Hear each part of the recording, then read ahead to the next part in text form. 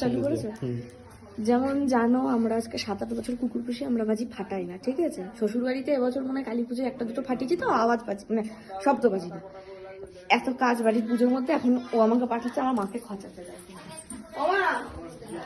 শোনো না, এখন আমি শুনতেই যেতে পারবো না, কাজে এসেছি। কি করছো বলো? বলছি ও ব্যাগে করে একটা সেল নিয়ে এসছে, ফাটানো যাবে তো?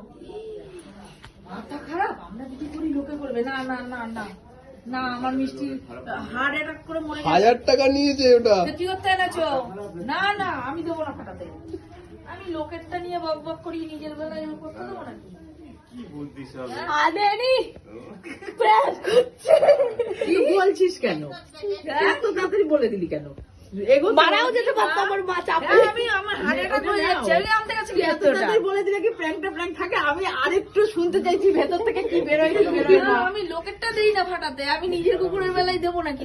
বলে না, মাথায় কোনো কথা লাগে না। তোকে এত তাড়াতাড়ি তোমরা চেনো আমার মাকে যদি আমার কুকুরের ভেতর ধরাস ধরাস শুরু হয়ে গেছে। টিকলি বাজি ফাটাবি? টাকা মনা কি বলতে জানিস? দাঁড়া, এই কথাটা বলি। মনা কি বলতে জানিস? বলছে ওইটা নিয়ে যাও। ও ওকে আগে এইভাবে বলেছে যে আমি এনেছি, ঠিক আছে। আমি তো ফাটাতে দিতাম না। তোমার তো নরমাল রিঅ্যাকশন, ও বেশি চিল্লে হ্যাঁ, যাওয়ার ও কি বলছে বলতো, আমার মা ওই বাজির সাথে তোমাকে তার উপর বসিয়ে বুঝ করে উড়িয়ে দেবে। দেখো পায়ের উপরে এসে শুয়েছে, দেখো। তিসো পায়ের পরিসো। চলো চলো চলো টিকু।